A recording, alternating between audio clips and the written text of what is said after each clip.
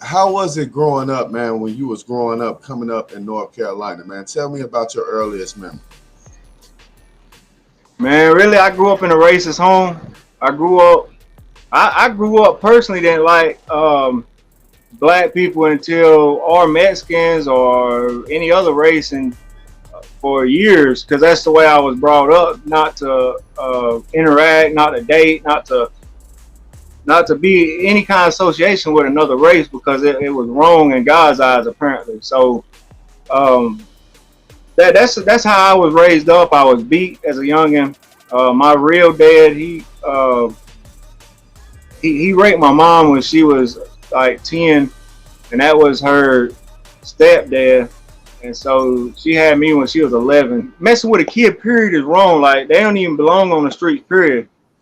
But when you messing with your own stepdaughter, your daughter, that's you something serious wrong with you there.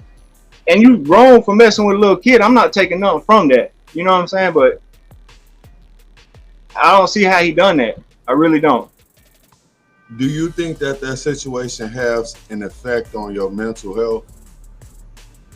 Most definitely, because you know they say when a baby's in the womb, it feels everything that the mom feels, you know, and so I'm sure that you know for 9 months I was left there, my sister was left there because she had another baby by him, and that's just how the system was at the time with the DNA testing and stuff. Uh, they wasn't up to par with it, so you know she ended up having another baby 1 year, which is my sister, 1 year and 1 day apart, the same month. How did he become the stepdad? I mean, he was with her mama for years, and she got to the point like she weighed my grandma. She weighed like 400 something pounds.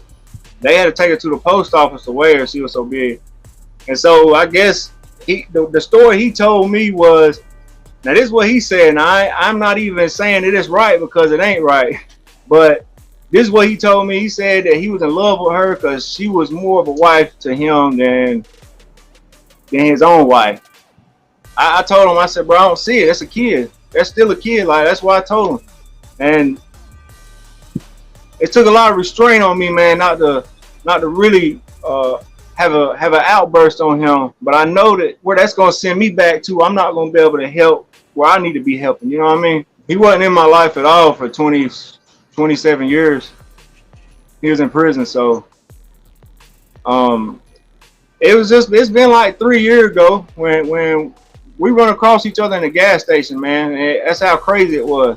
And he run up to me and asked me if I was my name and stuff and my first name. You know, I done changed my name, but I told him, yeah. I said, but I ain't your son. Like that ain't, you know what I mean? That ain't. I got a daddy who raised me. You feel me? Like that's who raised me, and you didn't do nothing for me. So that's how that conversation went. I never met him in my life. And he come and he asked me my first name was Donald Eugene Bradley, old country ass name, and so I didn't like it. As a kid, I had it changed when I got adopted. You know what I mean? So he asked me if that, and I was like, yeah, but I said you ain't, cause he was telling me he was my daddy, and I told him, nah, you ain't my daddy. I said I got a daddy who raised me. I said, hey, you ain't done shit for me. I mean, really it bothers me up here, it hurts my heart because I never got to know my mama neither. She got killed on a moped after they had took us away from her. So like really it really makes me want to punish him deep down. Like I really, that's my true feelings. You want to know my true feelings? Like I just want to punish his ass. But cause you know, after he done what he done to her, she got wild and got on drugs and was drinking, and that's when she got ran over on a moped and got killed when she was out there doing drugs. So it really bothers me. Like if that wasn't to happen, would she still be here? Like would she not been on drugs? You know what I mean? So it's a lot that runs through my mind about that situation. But yeah, I'm very disgusted. Like I feel like they shouldn't even do a trial. They shouldn't even do, if they got proper evidence on a man or a female who's touched a kid. Like I don't think they should even be here no more. That's just my personal beliefs because I'm a victim of it. You know what I'm saying? So I feel like they shouldn't have a chance. Hey, how old was you when your mom died? Man, I can't, I really don't know, man. But I could kind of tell you my little story if you want to hear it, because it's a powerful story. I was taken out of their custody, and I went to a home, um, and I was there probably about a year. I was about 7 years old, because I was going in and out of foster care until I got adopted. No exaggeration. It's on my Facebook. The graveyard, the names, and all that. They died 9 months apart, and I was 7 years old. I lost both of my adopted parents within 9 months apart. After I had done lost my real dad and my, what I'm saying, my biological father, I guess, or sperm, whatever you want to say it. But after I lost him and my mom, then I ended up turning around losing my adopted parents too. That really messed me up, like, and so then after that, I went to be with the people who raised me. I was told I never amount to nothing by him. Like, he always would beat me. I called him dad, because he made sure I had clothes on my back. He made sure I ate. He made sure I got to school. Like, he made sure that my necessities was taken care of. But he didn't realize what he was turning me into. He beat my mama. I say mama, I'm talking about the woman who got us after my adopted parents passed. The woman I'm talking about he beat was his wife, was the couple that took me after the adopted parents had passed away. I was in foster care and my sister was in foster care.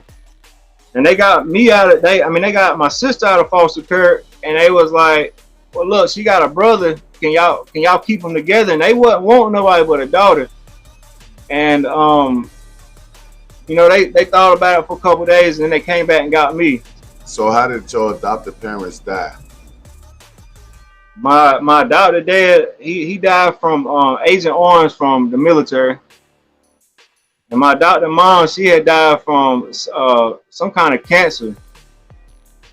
I can't remember exactly what it was, but so then I get in a home and with the parents who raised me. Pretty intense home, racial, Let me ask you this. How old was you when you made it to that home? 7. I was 7 years old, and that's probably the most miserablest time really of my life. I had everything I wanted and needed. But this is what I'm trying to explain to people. And you can stop me if it's not appropriate, but all this white supremacy and stuff, like, I grew up in the home, like I grew up in the middle of that stuff. We got adopted to the home. Well, it wasn't adoption, it was just a legal guardianship is what they had over us, because they didn't want to. Because what it was Vicky, who was my adopted mama. That was her aunt who took me in, her and her husband. So they didn't want to take that adoption from them. They wanted me to stay a Kennedy, and because that's what they always wanted was a child, but they ended up getting 2, of course. But so they went up to the courthouse and got some kind of legal work drew up before Vicky died, because she died last. And it was, and by the way, it was a traumatic scene, because I knew something wasn't right. I knew that she was very sick as a youngin', but you don't comprehend as a kid, like, they getting ready to die. So I'm at school one day, and my I guess you can call him dad. That's what I always called him. He come pick me up, me and my sister from elementary school, and I remember her sitting in the driveway, man, and that, what I'm saying, like, that stuck with me through a lot of years. And it was just a traumatic time during that period. So we got into their home. Once we got into the home, it was very abusive. He was a very angry individual. he's dead now, but it don't change the fact the way he done me. Like he would make me go out and work, and if the certain job wasn't done right, he would beat me and then make me go back out, and he would keep doing it. Like I can miss one weed in the flower bed, and no exaggeration, bro. Like he would beat my ass everywhere until I got that exact one that he wanted out, and it's just, you know, I dealt with that. I dealt with getting like sitting at the dinner table, getting drinks thrown in my face, getting food thrown in my face, seeing my mom get that done at her. You know, it was a very violent upbringing. Why do you think he was that violent?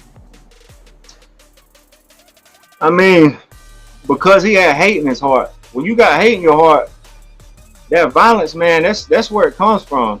You know, I'm learning this now because I still got a lot of hate in my heart built up for the white supremacy, because that's how I was tortured in that stuff growing up. So you know, when you hate, like for example, when he hated the black and the Mexican race, the minorities, then it brought anger to him because he couldn't stand himself. You know what I mean? And that's the way I'm looking at it. That's the only thing it can be, because he had money, he had a home, he had a cars, he had multiple cars. So he had to be miserable with himself because he hated other people. He had money, he had cars, he had houses. Why would he hate the Mexicans and the blacks? Then I'm pretty sure that wasn't around him fucking with him, right? Exactly. You know, really, and I don't mean to laugh at this. You know, he told me before he died. He said I had a best friend who was black. I said, so you one of them damn undercover racists then? I said, so you picking and choosing. That's exactly what I told him, because you can't have a best friend that's black but be a part of some racist group, man. You can't do it. That's how I feel about that. So how the fuck does a racist have a black friend? Man, you don't. I mean, from my understanding, like, all right, let me back up a little bit, because when I was into that, you know, I'm not gonna lie to you, man. I'm talking about heavy. Like I was in there, like I liked it at first. You know what I'm saying? Because it was so, and it just made me more violent and more bobbly and like just ready to do what I had to do at any time. Why was you racist? Because I mean, I was so young, man. I ain't know no different. I was 7 years old when I was brought in that situation. I thought it was the righteous way to live. Like I thought that's how we were supposed to live. You know, I thought that the white people was always better. I thought that you know, and the funny thing of it is, I thought the white people was here first, when all reality the blacks were here first, and it's a proven fact. So, you know, I was just guided wrong, man. I was really guided down the wrong path. Right, so you 7 years old when you come into that household, right? Yes, sir. How long did you live there? I lived there until I was 18, but I spent from 12 to 18 locked up. So it really didn't. I mean, it didn't matter really about those years, because I was locked up in a juvenile facility. So, when I got to middle school though, I met this guy. His name Julius Miller, black guy. And man, me and him, like, I ain't get along with nobody. I hate it. I think I started hating myself just from being around the hatred. You know what I mean? Because I didn't understand. My mind was so young, I couldn't comprehend, like, this ain't righteous. Like there's something evil about this. And so when I got to school, man, that's the only dude I hung out with for a long time. How did your father feel about you hanging out with a black dude? That's what I was about to say. Like, you know how uncomfortable it was going home with him knowing that? Like, it was very, like, he would call me a race trader. He would call me the N-word. He'd call me a N lover. He'll call me, he just damned me and degraded me. And I felt like some of the most abusive times was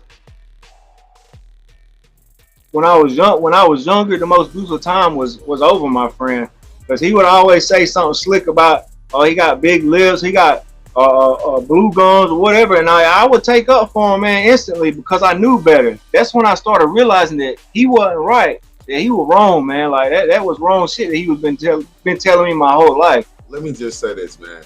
We got big lips Yeah, because that's just like the Three Bears, it's the better to suck some pussy with. hey, you already know. I wish mine was bigger, but nah, and it ain't come from me because you already know how I am. You know which path I'm on. So I'm just saying that's what I went through, man. As a child, like the abuse was there. So 7 years old, you're like in first grade. Yeah. What Well, type of student was you in fourth grade? in fourth grade, man, I had done. There was a Mexican or Hispanic teacher. I cussed her out one day. I kept cussing out till she cried. I thought it was righteous.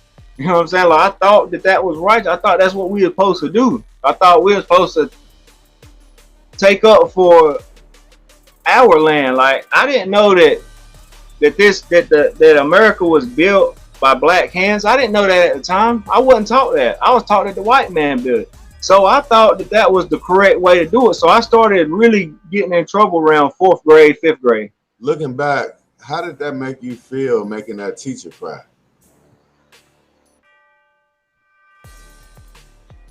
Because of her skin color, that it bothers me. You know what I'm saying? Because I stand now for freedom, equality, and justice, and that's for the minority. Now it really crumbed me on the inside, like because when you brought up in something like that and you're not fully understanding um what's really going on, like the hatred of it, and the injustice and all that, like when you do find out, it does bother you because you judging this person because of their skin color, just because their family's closer to the equator and they're darker than us. I don't get it, man. So yeah, of course it hurt, man. Like it really, and it still causes me pain. Some of the things I've said and done over the years, back in my younger days, and and all I can do now is take a stand for what I know is right, and I know that there's a righteous path. All right, so you told us about how you was as a student in fourth grade. Eighth grade, man. Eighth grade. What type of student are you? I got locked up. I got locked up in the eighth grade. A lot of this stuff is hard to talk about, so I mean, you got to give me some time, man, because I mean, it brings back a lot of memories that I've tried to just do away with. But like, when I was in the eighth grade, he the day before he had, or the night before he had the stroke, he had a bunch of strokes. My dad, so to speak, he had a bunch of strokes, and that night, but previous probably about 8-12 hours before that, he had jumped on my mama in the living room. So I went in there and I sucker punched as hard as I could, just in the side of the face, and I was praying to God that I'd do something, break his shit or something. So he went down. When he went down, he didn't get back up for a minute. And then he was stumbling and shit. And it reminds you, I was in the eighth grade, so I was about 12, 13, or 14, somewhere around. I don't know exactly my age, but I was somewhere around about 12, because I got locked up at 13. I got locked up at 13 at Swananoa, so it was like 12 or right at 13. Okay, so yeah, that's right. I went to Dallas first and then Swananoa, but anyway, so I get to school. I get to school one morning. Me and the principal, we into it. So I get into it with him, and we fighting out there in the hallway. And so then the officer, I ain't gonna mention nobody's name, but he's a black guy. He a preacher too. So he really tried to work with me at first, man. Like he really tried to keep. But I was throwing the N-word out. I was, you know what I'm saying, talking about white pride shit and all this stuff.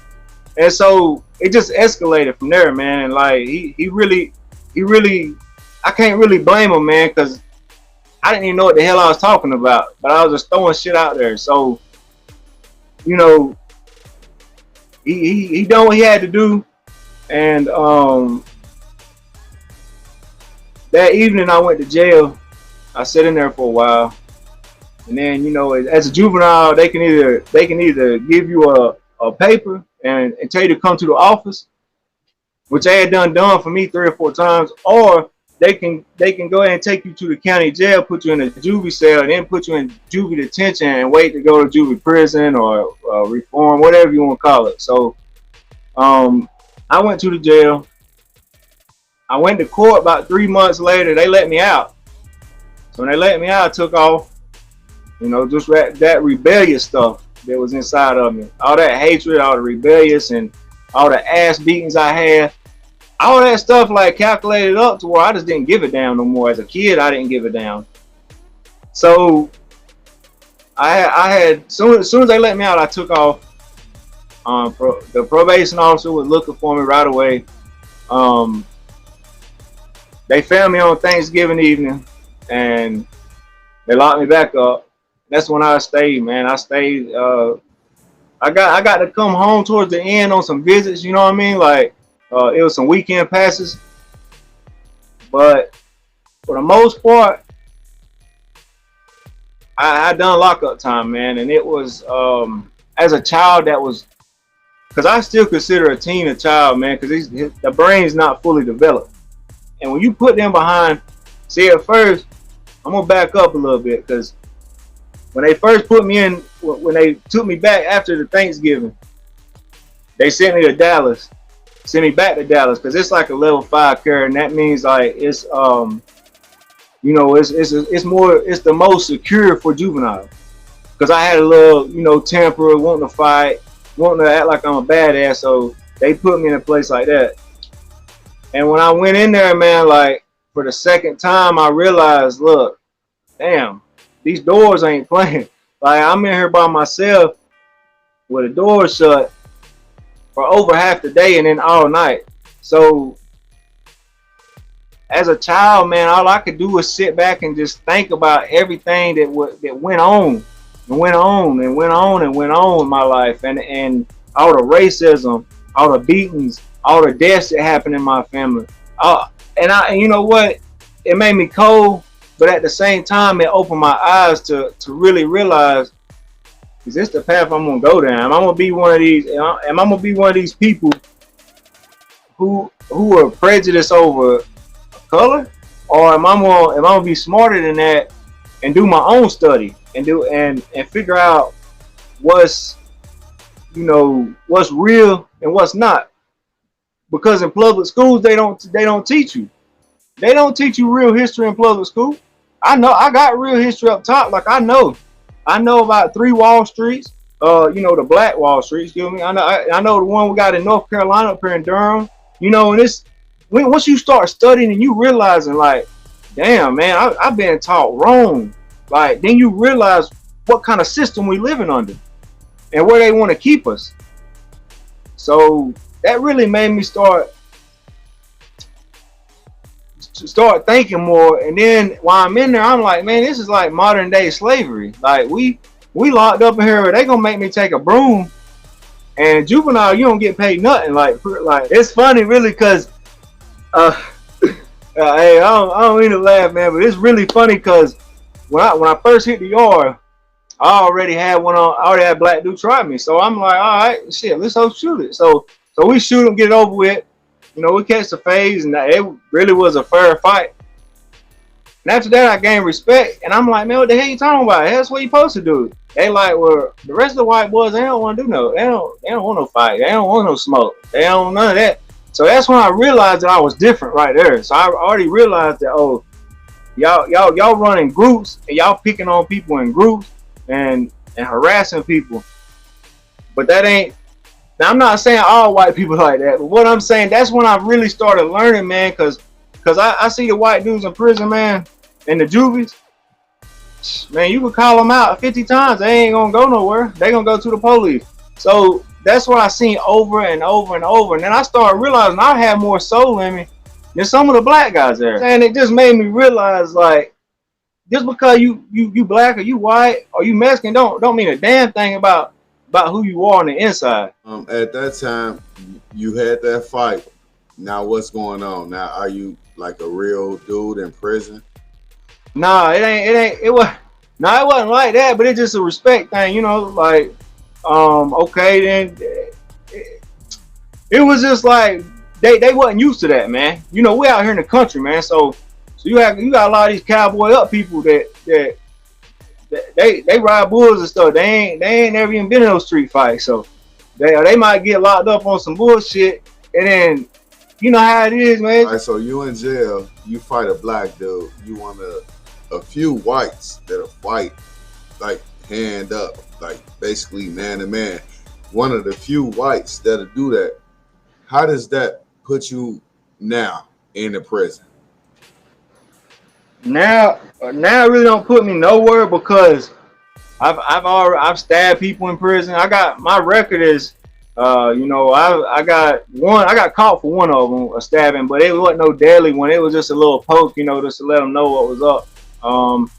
I've jumped on officers in prison, like Supermax.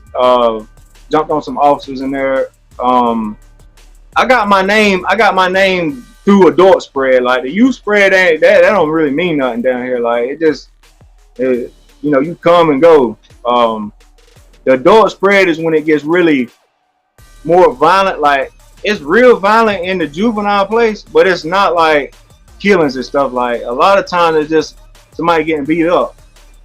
When you get to adult spread and you get to some of these counts, it's a lot of stabbing, a lot of killing, and you know uh,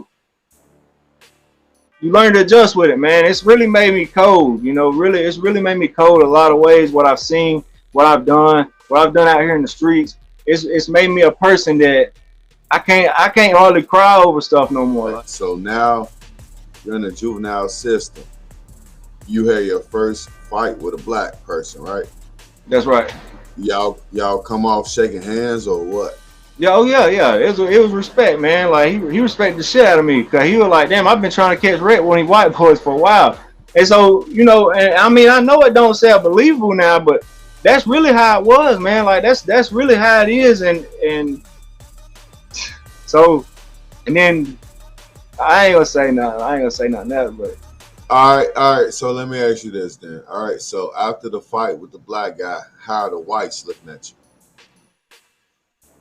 I mean, they didn't, man. They were scared of me already. You know what I'm saying? Because they already knew, like they done see me flip out, throw chairs. You know, as a kid, you do little dumb shit, throwing chairs and cussing somebody, made a police out, or just doing, you know, getting on lockup or something, and not giving a damn. So they was already scared. Cause you know these type of individuals that we're speaking about, they either sheltered for one, or they was being taught like I was being taught that it's a pack. It's not no one-on-one. It's a pack. Like you know what I'm saying? You make sure that I really don't even want to go into details, man, because like that's Come on now. You giving us the juice. Gotta keep it going.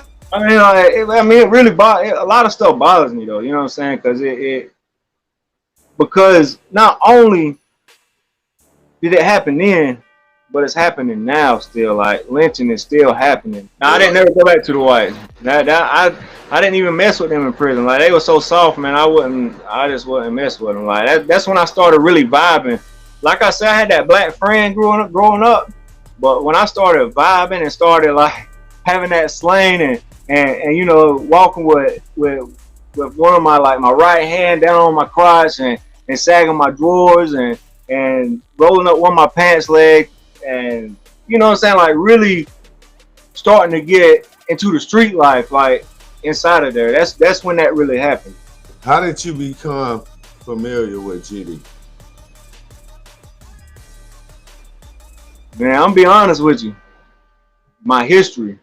I love Chicago. I love Mississippi because that's some of the main freedom breaking ropes, but still harsh ass shit that the black people went through. Like I was saying earlier, like I started studying. Like when I was locked up, I started asking for history books. I started asking for black history books. I didn't want no old school ass history book. I ain't want none of that. I wanted a true black history book. Like I wanted to be able to study the truth. Like I wanted to know exactly what happened. And I think my first one of my first stories, I got it right here. Let me see. One of my first stories was and this is where really what kind of bounced me back and made me really think was the expansion of the slave plantations and the ethnic cleansing of the Seminoles. Even though it wasn't black, but you know, it was the same thing. Like they was doing the same thing. So that's what really made me start realizing, well, shit, they didn't teach me that in school either. So it's not the black people lying. You know what I'm saying? They lying on other people too. So that's what made me really smart about my education and realizing that I needed to educate myself and don't go by what the McGraw books say at school. I needed to dig deeper. You know what I mean? Let me ask you this. Why don't we teach white slavery in school in America? My personal opinion is, matter of fact, I don't even, this ain't my personal opinion, this is the truth. They want to keep, and when I say they, I'm talking about the crackers, I'm talking about the people up top, the people Washington. Like they want to keep, that's their whole goal, is to keep the bloodline of whites. And they see that it's failing because we got biracial relationships now. So they see that failing, and they gonna keep pushing that whitewash, the white supremacy, all that stuff, and they gonna make it look good to your eyes. They gonna like, oh yeah, they learning something. Yeah, we talking a little bit about the Indians, or we might talk a little bit about Africa, barely. But we're gonna make it look good for them, so they believe, you know, the story, and we want to keep them pushed down, and we want to try to uplift the white people, so that the white people can feel like they got that power. They feel like they got the strength, and they feel like they got and they got courage to be able to continue to try to manipulate all of us who don't believe in that. And so that's how I believe in that. Let me ask you this, all right? Because black people aren't the only slaves in the world, right? So that's why right. do we teach in America like black people are the only slaves? They was the only slaves. Like we never took over no place else. Why is it just we took over black people? You know what I'm saying? Like yeah. I'm trying to figure that out. Like why? No, you totally right. Because you may tell you the first slave. I can answer that for you. The first slave was not black. The first slave was actually from like Pakistani and somewhere over in that area. They wasn't even black. So you're absolutely right about that. You know, but from me, like from my vision and how I grew up, that's why I'm on the path I am to teach others the true black history, because it needs to be known from a white man who has a background like mine, who's done witnessed both sides. How did you become GD? I become GD because I started learning about GD in prison. Like I had pulled a gun on the police up here in Rutherford, and this is how I know the system is so unjust and so prejudiced. Because if you look at the I can't remember his name, but the black man who got shot 40 something times in the back, I got it on my Facebook. Like that's wrong, man. I pulled a gun on the police. I got video of it on Facebook. They didn't even kill me. They let me run. They let me run until the next day, and they called a helicopter in. They finally found me. And I thought then, man, like, shit, if I'd have been black, they'd have killed me.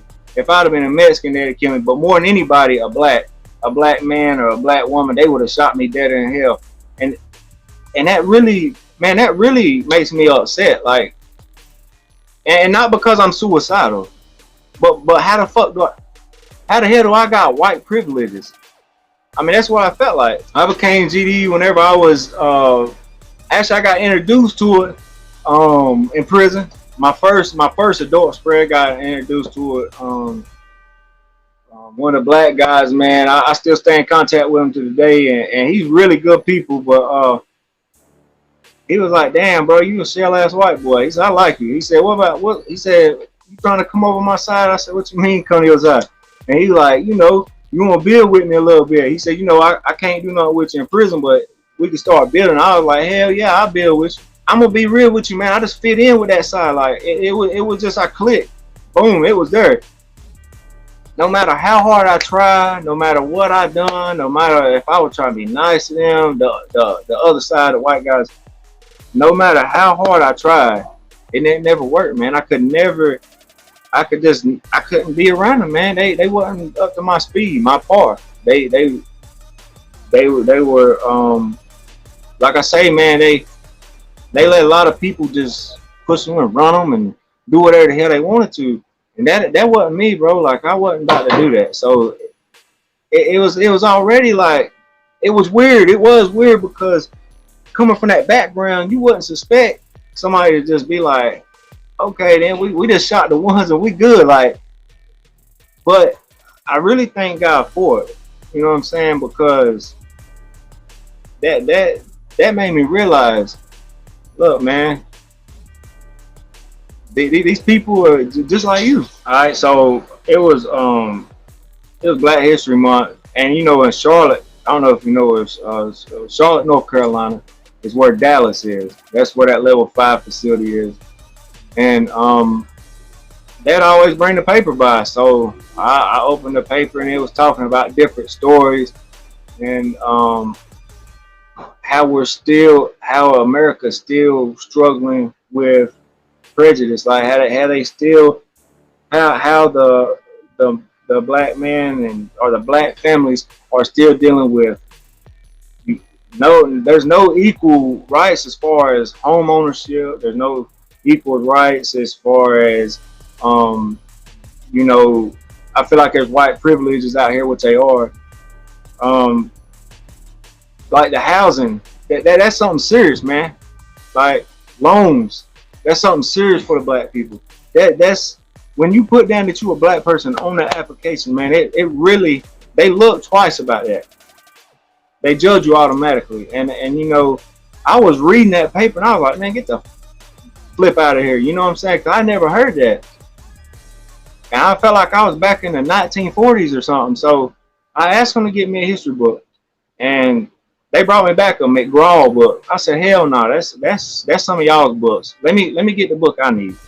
You know, and they was like, we'll see if we got one. So they did. They brought back some, and just a game changer for me, man. Like I don't really know, man. It's just I didn't connect with that side. Like I say, I didn't connect. All right, I understand that you didn't connect with the racism side, but why not just be a regular white guy and just have a 9 to 5? My thing is this, right? I live in a place that's predominantly white. Mm-hmm. My neighbor is white.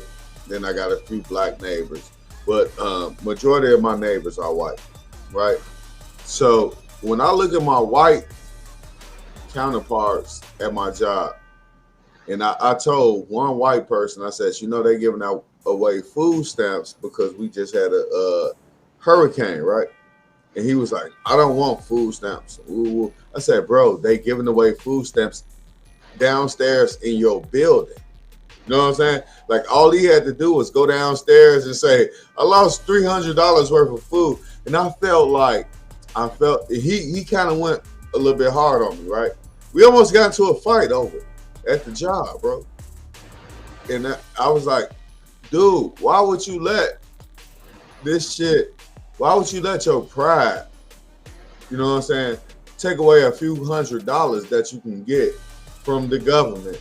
And it's like, well, he felt like I was juicing the government when I was telling people that the government was giving away money in your building. Yeah. You know what I'm saying? I'm like, bro, they right downstairs from you. Yeah. You know what I'm saying? Like, go downstairs, fill out for that shit. He did it, but at the same time, when I told him, he felt like I was a black guy just trying to fucking Welfare. juice the government. Yeah. It's a When fact. I'm a black guy just trying to help a neighbor. Yeah, that's right. And you know that's what I was saying about Mississippi and Chicago. That's where it really started with me learning a lot of the Southern history. You know what I'm saying? And because I started in Mississippi, I thought that was a good. And I don't know what caught my eye in the book, but that's why I started reading was Mississippi. And the things that I seen and I read and I comprehended then was terrible, man. And you can't tell me that you human if you don't stand up for against that.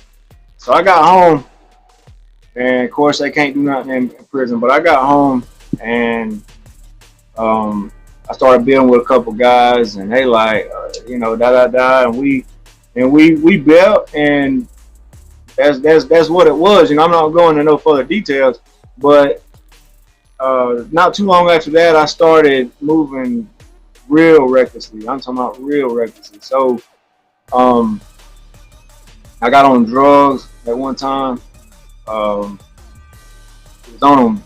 I was shooting up drugs, and I mean just going out here and doing dumb stuff. You know what I mean? So I think really it was trying to cover up a lot of that pain and that hurt that I had felt, but at the same time, my stubborn ass just wanted to get high too. You know what I'm saying? There wasn't no excuse for it. And so I ended up assaulting a couple polices. We're in different time frames. I bonded out there. So they sent me back into prison. Then I ended up getting out. Then I ended up putting a gun on the police. And then, like about 2 years ago, um, somewhere around about 2 years ago, I beat up four the pro officers out in the office, and they put me back in prison. And then that's when I was like, you asked me about my organization. That's when I was like, when I was in there for that, I was like, hold the hell on, man. I could whoop. Shit, I might be able to whoop 7, 8 one of them crackers. I mean, I really might be able to. But at the end, I'm still going to the slavery camp. I'm still going to make this whitewashing ass government money by sitting my happy ass in there away from my family and doing their chores. I mean, their slavery work. You know what I'm saying? So I think it was more. I don't know. I don't really want to say this and make somebody upset. But, I'm gonna keep it all the way against with you. Like I feel like this. When I started understanding who the former chairman was for Gangster Disciples Growth and Development, then I really started realizing hold on, man. Like I felt his pain. Like I felt his family pain. I felt like I just wanted to be a part of his organization. Like I just, at a young age, once you get your mindset to something I did, I was on that shit, man, and that's the way it was. So I really started understanding like who these people were in Chicago, like where they come from, how they done their apartments and the hoods up there, how they destroyed them. The white people did before they moved out of them. Because the government made them destroy them and move out so they can immigrate the blacks from Mississippi to Chicago. And man, just I felt his pain, man, because I felt the pain of being forced in that as a child in the shit that I didn't even understand. And so I'm sure that a lot of these families, when they got immigrated, they didn't understand like what the hell was going on. They thought it was the promised land. That's what they called it. So that's what the government had told them, in Mississippi, we're going to the promised land. When they get there, it's a different story. So, and then you want to call, you want to put Mr. Hoover, and like he has nothing to do with Gangster Disciple no more. I mean, I do want to go ahead and say that, but you want to put him away for all them years. But for what reason? Because y'all would let white people just run up in there, do whatever the hell they wanted to. He had to police his own neighborhood, and that's where that came from. That didn't come from them going out there trying to just kill everybody. That they didn't just come out there just trying to sell drugs just to get rich, man. He had to take care of his neighborhood. He had to take care of his people, and that's what he did. And you know, people ain't never who ain't never been in the street for one, and gang bang for two. I don't gang bang no more.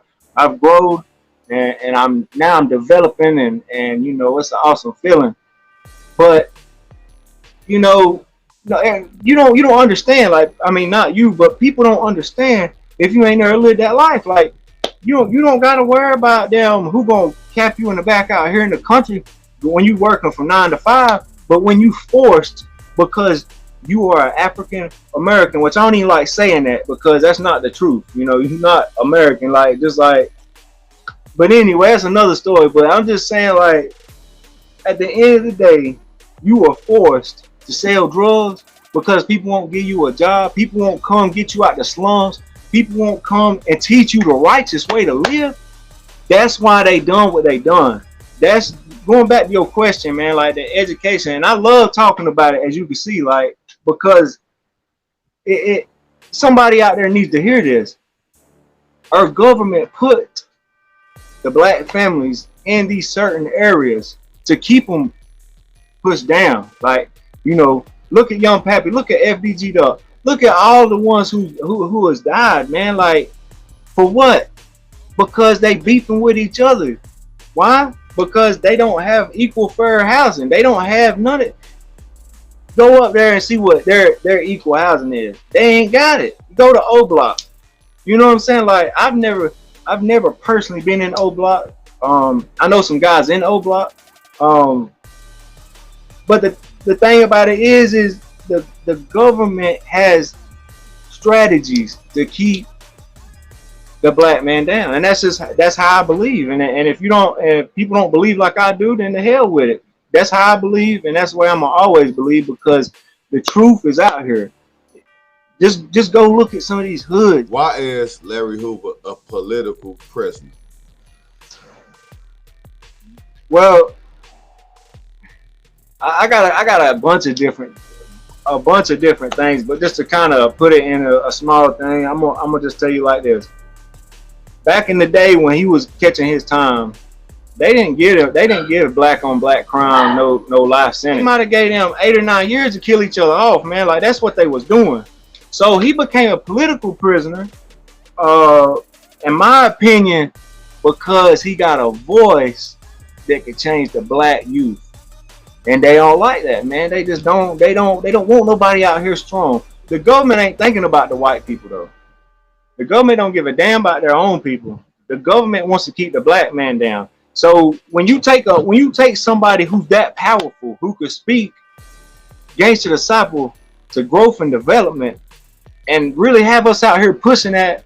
And you know, if you see my Facebook, you see I be doing stuff for the children. I be doing, man, I would have never thought in 100 years that I would have my own little organization where I help children. I never would have thought that. But that's the vision. That's what we're taught to do. You know, it's a righteous movement. So what I'm saying is if you was to put Larry Hoover out right now, not all the violence is gonna stop, because you're gonna have some knuckleheads, you know what I'm saying? They ain't gonna want to just chill out. But for the most part, people gonna listen to him whether he GD or not, because he an OG, he a real G. Yeah. And I got one of the roles down here on the growth and development as well. I put that along with my organization side by side. A lot of the white guys don't understand what their position is within GD. Like, we not supposed to go in and be like I was, the reckless motherfucker in prison. We not even supposed to go to prison. The white man is supposed to open the doors for the minority behind them so the brothers can come up. That's our position within GD. You know, and you know what drives me more crazy about any of this is the fact whenever I get around these white dudes, they want to start throwing up the rates and da da da da da. And I'm like, look, bro, what the fuck? Don't come at me like that, man, because I'm on a business mission for my brothers. Like, I'm not even on a business mission for myself. I'm not on a business mission for you, but I'm on the vision. Like, the vision is, you know what I'm saying, the kids and the elderly and women. And so I have I have to make sure that those are taken care of. But then my brothers, they come, my brothers, they coming for anybody. So I always try to open the door for them because guess what? That's my whole position within this organization. Like white people not didn't come in the organization to be a to be shooter, whatever you want to damn be hardcore about stuff. Nah, man, we supposed to be the door openers. The and you can see why. Like, look at the government, how they do. I almost shed a tear to what you just said. You know what I'm saying? All right, so tell me about your organization. So my organization is when I was in prison for the assault on Florida parole officers. They, you know, it made me realize, man, like as much as I don't like that oppressing ass government, oppressing ass shit we got, sometimes we gotta play Monopoly with them. You know what I'm saying? Like we gotta play chess, and you gotta sit there and you gotta really think because the false moves that we keep making is what our ex-chairman done said ain't gonna work. You know what I'm saying? So we gotta come up with a positive. Now I'm not. Hey, look, now man, I'm not perfect now. You know, I still want to throw hands quite a bit. You know, I still got an attitude problem. I still got anger issue. I still got depression, man. You know, I got a lot going on. But as far as the way I used to be and the way I am now, is growth and development. So I was thinking how I could come up with something to be able to help my community. We got all these dudes around here screaming they this or that or whatever, but every organization is supposed to be about their community. If I'm not, I mean, that's the way I'm looking at it. Like if you ain't about your community, then hell, if you ain't about this community, you don't belong in my community. I'm gonna go ahead and tell you that. And like, it's not me acting hard. It's not me acting like I'm a badass, you know, because I can get my ass killed just like anybody else. I can get my ass beat just like anybody else. But I realized that our community's got to come first. We got to put these, man, look, I get excited when I talk about it, but then I get mad because nobody's putting this damn plan in. Like, we got to get education to our black kids to stay the fuck up out these streets, to stay the fuck with them guns, man. Get them guns away from them. Get the drugs out their hands. Put these textbooks in their hands. That's why it's called books up, guns down. Because we've got to teach them that there's love out here. We got to teach them, yeah, your dad may be in prison. And that can go for a white guy too, you know what I'm saying? Like myself. You need a mentor. You got these kids growing up without mentors because the system keeps putting them away for heinous crimes. So they know what it's doing to them. You know, they know without a father figure, there's nothing. And then you got some guys who don't give a damn about their kids. So my whole thing is, if we teach these children right now, go in and give them love, and all of them ain't gonna be like that, as you know. But if we go in and give them love, the holidays we visit them, you know, making sure they have food, making sure they have the necessities to live, making sure that they're taken care of, that their well-being mentally and physically is taken care of, then man, we could put the minority in these offices. We could put minority in the government. And I'm not saying use them to change laws, but what I'm saying is that's what could happen. You know what I'm saying? And that's what we need. We got to get away from the whitewash. That's period. Because nothing ain't gonna change. Not a damn thing's gonna change till we can get away from that.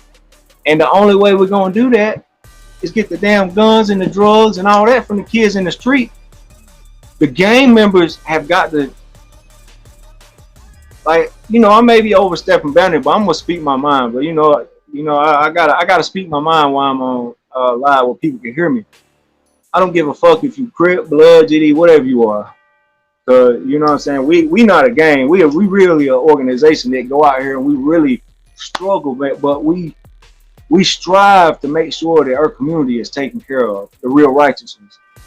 So no matter what gang you in, no matter what organization, no matter what skin color you is, it's your fucking responsibility just like it is mine to make sure that these kids is taken care of. And if you're not doing that, then what the is your purpose here? You know what I'm saying? Because our kids is our future. And if we let our kids fall and crash, especially the minority, then we're gonna be stuck under this oppressing ass system. Shit, there ain't no telling how much longer. So we have to break that chain. And I encourage everybody that's listening.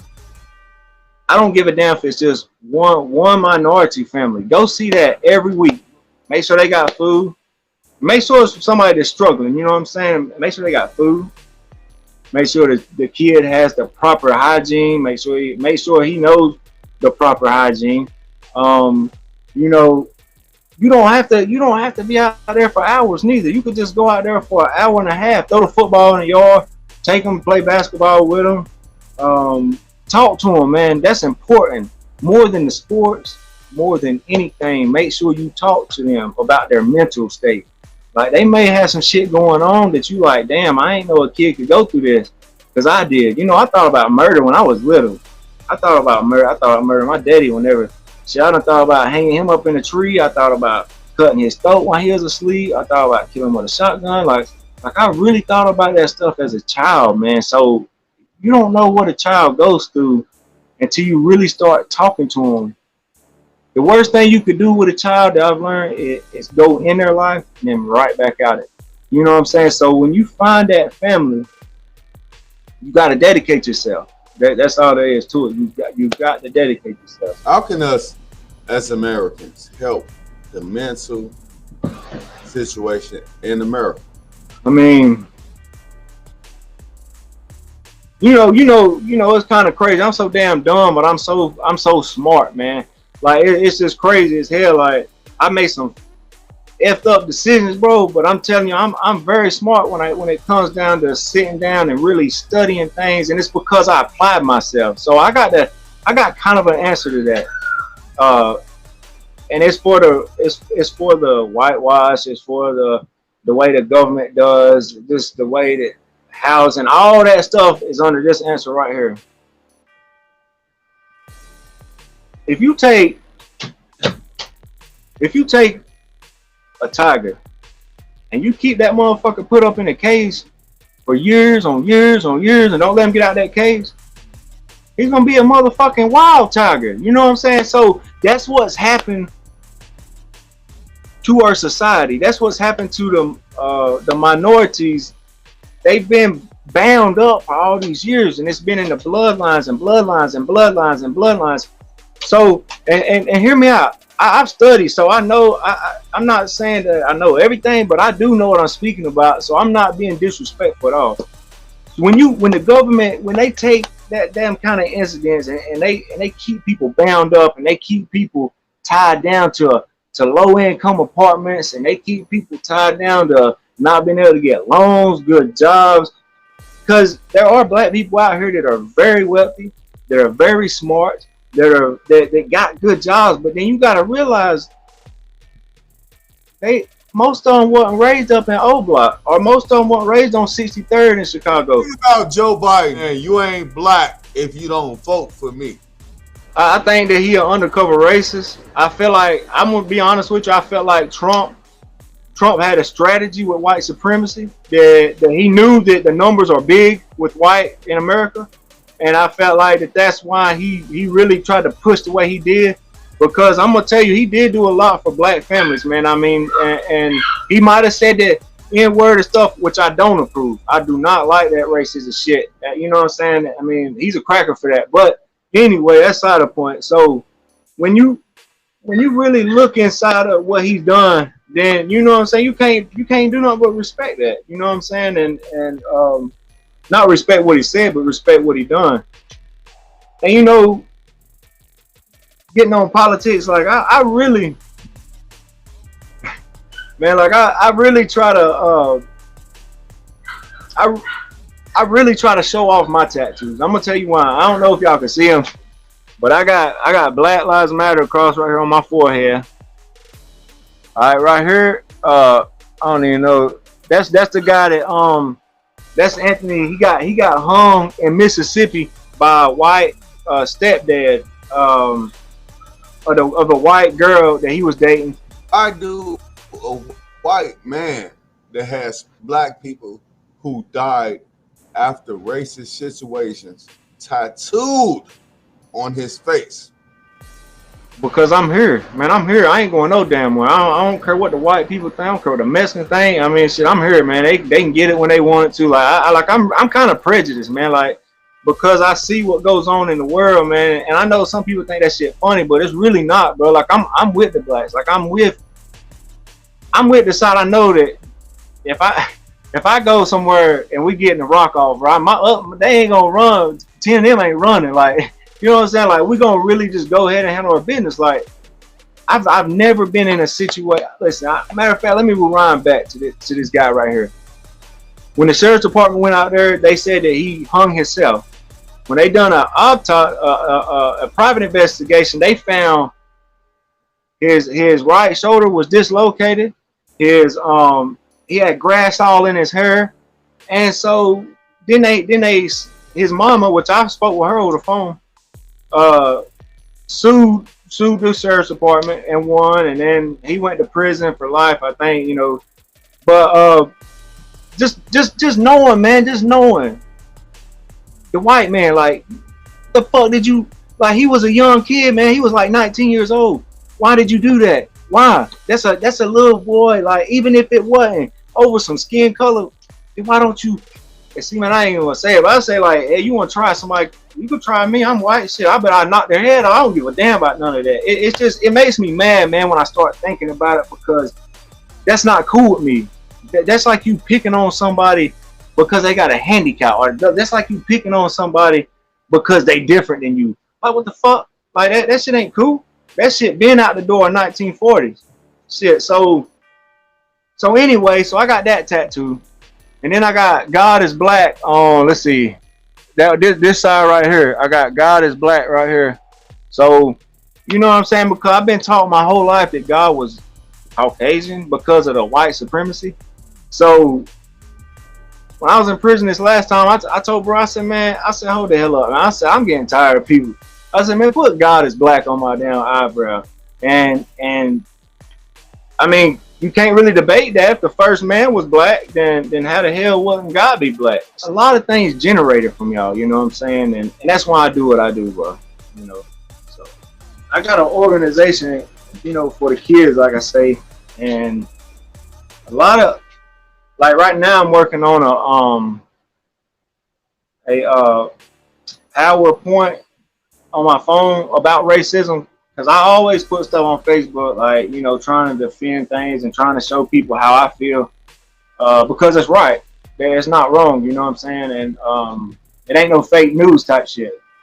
So I encourage people, you know, my name is Ben Kennedy. You can add me. Get with this brother right here. He can tell you how to get in touch with me. But, you know, and just kind of just watch me because I'm gonna start my own little platform and stuff about racism. That's my main goal right now with the racism, because the kids in my community, like we got the backpack bash, like we done the back to school, we done that, I done like straight out of prison, I done 200 and something Easter baskets for kids, you know, and it's not bragging, man. I'm just saying if I can do it, then anybody can do it. You know what I'm saying? Like, cause me and my fiance, like we work getting these baskets up and just coming from nothing, like, and we done it. So it could be done. And I believe that we got in contact because you see the positive things that I do in my community.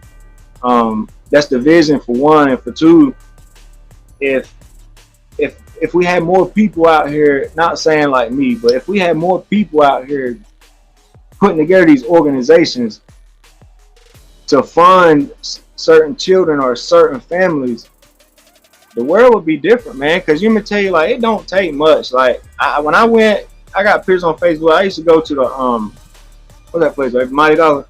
So yeah, the Mighty Dollar, the big Mighty Tree or whatever the hell they call it, and it's everything's $1 in there. Like, so you would get a whole cart full of hygiene for $50, man, and just pass it out. Like, you know how many people day I made like that, and it was through division. You know what I'm saying? Because we got to be there for a community. We got to. And them kids, man, some of them kids is living in poverty. I'm talking about terrible situation. No water, no power.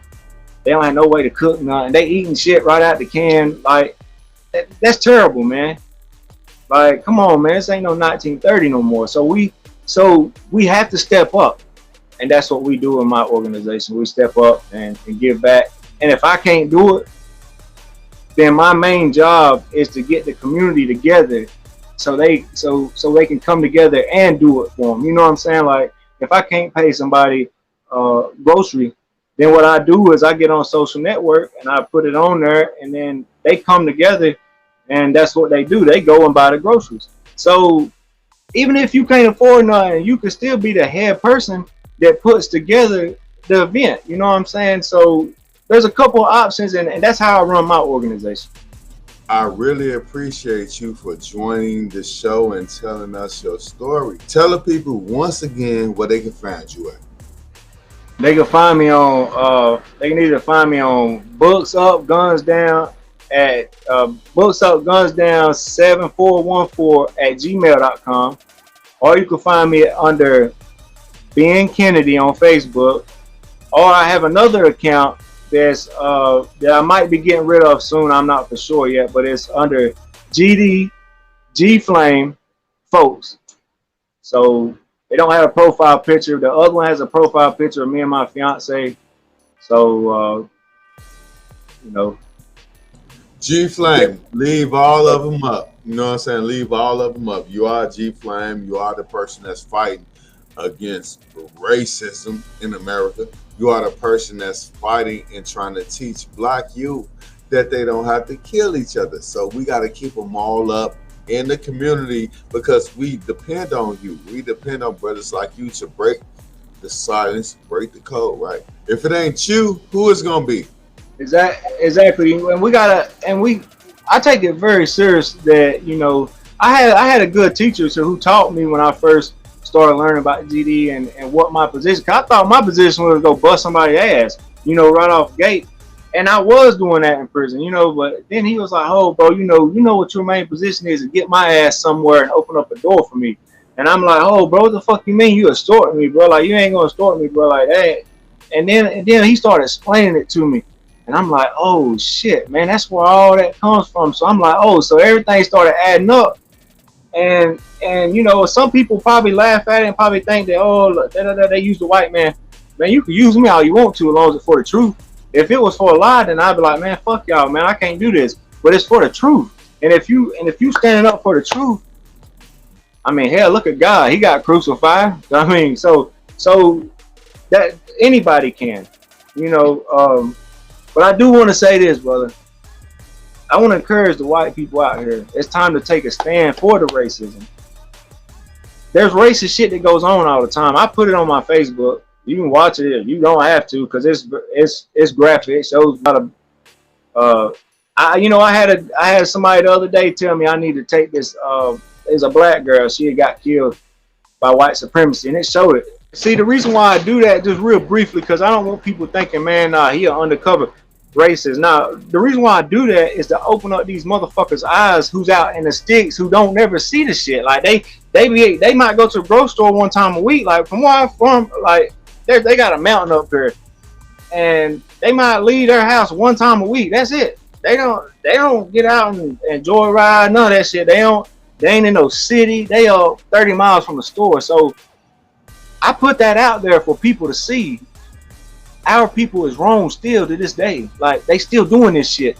And then you talk about all these, and see, I get it a lot because I got Black Lives Matter across my forehead. So I get these weird ass looks from these country ass people, and I don't get nervous because I'm ready for war. Like I'm ready for it because if I die behind something that I believe in and that I know is righteous, I'm fine with that. You know what I'm saying? But at the same time, we have got to show the community what goes on behind scenes just as much as we talk about it, because a lot of people still question, like, man, that don't go on, man. Y'all just want to get out here in the street and show y'all's ass that he had a gun and all this shit.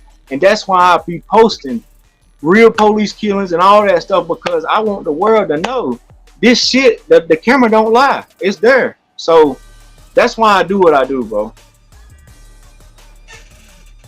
And with that being said, I just want to say peace.